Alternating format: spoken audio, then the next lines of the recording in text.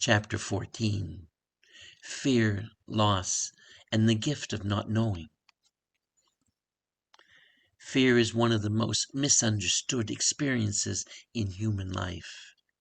People often believe that if they were more spiritual, more aware, or more trusting, fear would disappear.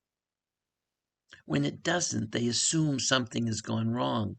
In truth, fear is not evidence of spiritual failure. It is evidence that you are alive, invested, and participating in a world where outcomes are not guaranteed. Fear exists because life matters. If nothing could be lost, fear would have no purpose. If relationships were temporary in name only and not in feeling, fear would not arise. If choice carried no consequence, fear would be absolutely unnecessary. Fear is not here to punish you. It is here because you care. This understanding changes everything. Fear does not mean you have forgotten spirit. It means you are living inside a physical experience where uncertainty is real. Spirit did not enter form to eliminate uncertainty. Spirit entered form to experience what uncertainty feels like from the inside. Uncertainty gives weight to choice. If you knew with absolute certainty how everything would turn out, life would lose its tension, its courage, and much of its meaning. Decisions would feel mechanical. Love would feel safe but very thin.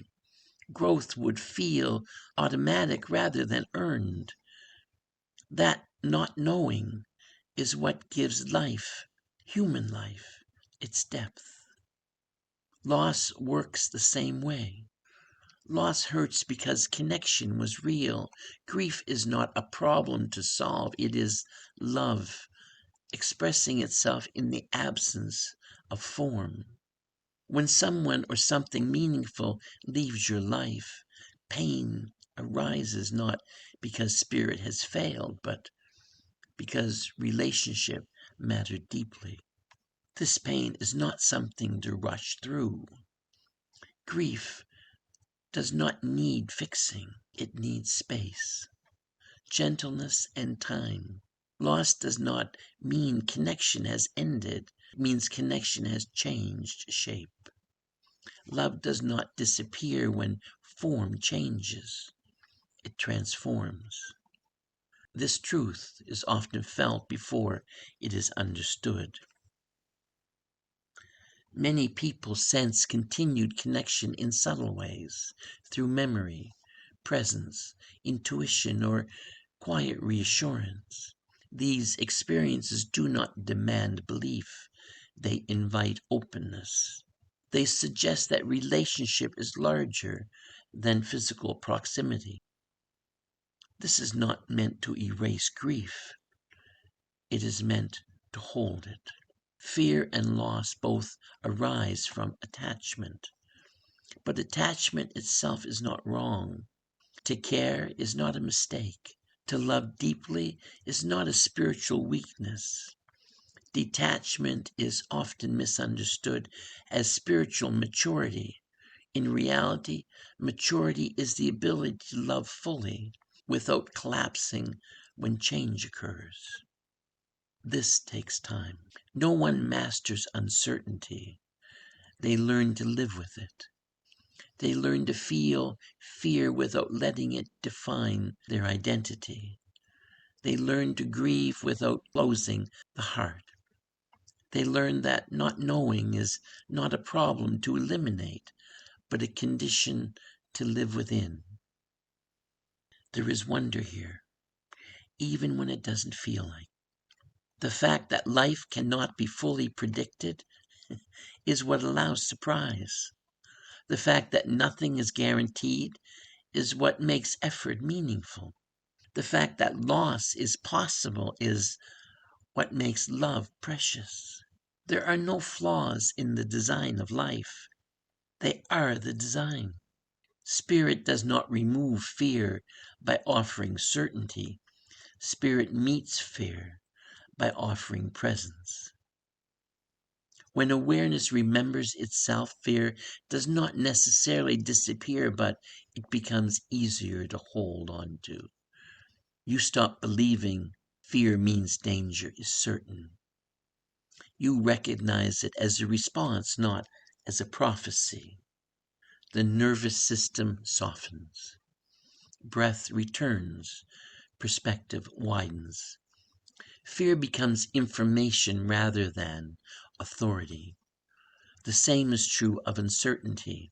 Uncertainty does not mean you are lost. It means you are in the middle of something. Life is unfolding, not withholding. Answers often arrive only after you have moved, chosen, or waited long enough for clarity to surface. This waiting is not passive. It is active participation in not knowing. It is allowing life to reveal itself rather than demanding immediate resolution. This kind of patience is not resignation, it is trust in process. Trust does not mean believing everything will turn out the way you want it to. It means trusting that whatever unfolds can be met. It means trusting your capacity to respond. It means trusting that you are not abandoned in moments of confusion. This trust grows slowly. It grows through lived experience, through moments when fear did not destroy you, through losses that softened rather than hardened you, through uncertainty that eventually gave way to understanding. Each experience adds quiet confidence. You begin to realize that you have survived not by avoiding fear, but by moving through it. You have grown not by eliminating uncertainty, but by living inside it.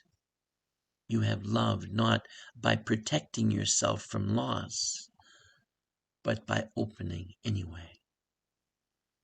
This realization brings humility and gratitude.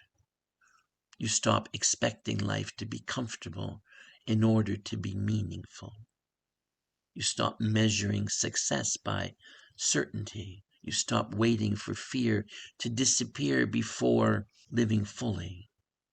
You live anyway. This is courage, not the dramatic kind, but the ordinary courage of showing up again and again, of loving when it might hurt, of choosing when outcomes are unclear, of staying present when the future is unknown. Spirit does not ask you to be fearless. Spirit asks you to be present. Fear softens when it is met with kindness rather than resistance. Loss becomes bearable when it is allowed to be felt. Uncertainty becomes workable when it is not treated as an emergency. Wonder begins to reappear here. You notice the strength that emerges from vulnerability. You notice the depth that grows from loss. You notice the wisdom that comes from not having all the answers. These are not lessons you could learn any other way. Life teaches through experience, not explanation. This does not mean you should seek pain or glorify struggle, and it means you can stop treating difficulty as evidence that something has gone wrong. Difficulty is part of what makes being human meaningful. Spirit chose form knowing this.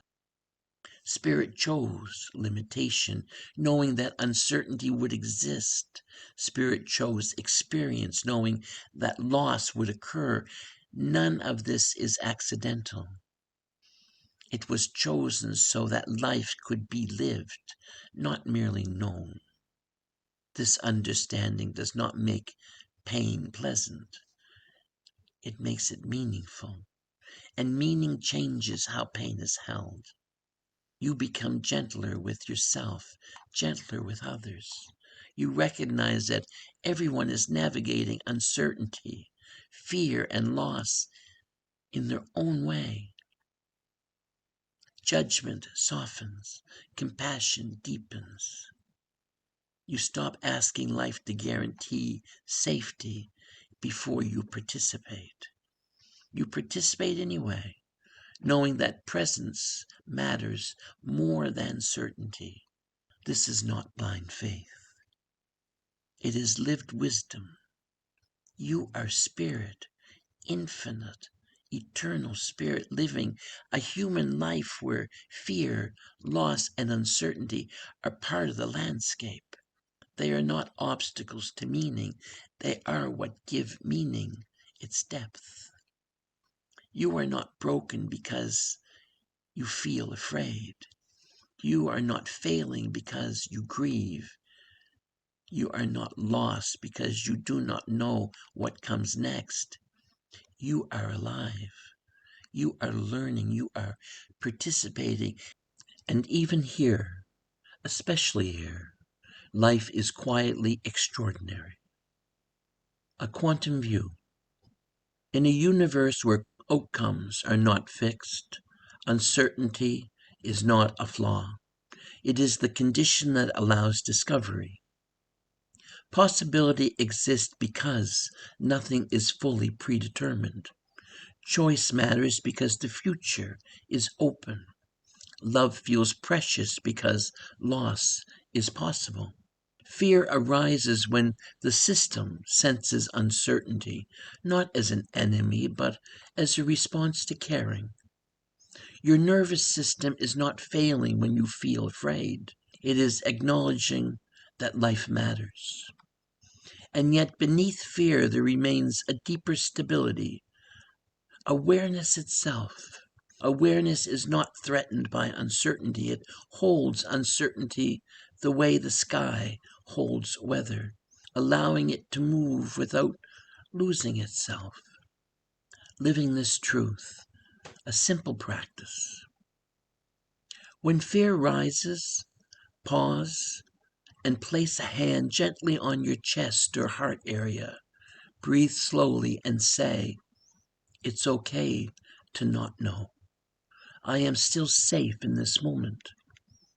Feel the body respond, not instantly, but gradually. Fear begins to soften when it is allowed, not fought. Uncertainty becomes bearable when it is held, not solved. You don't need certainty to live. You only need presence.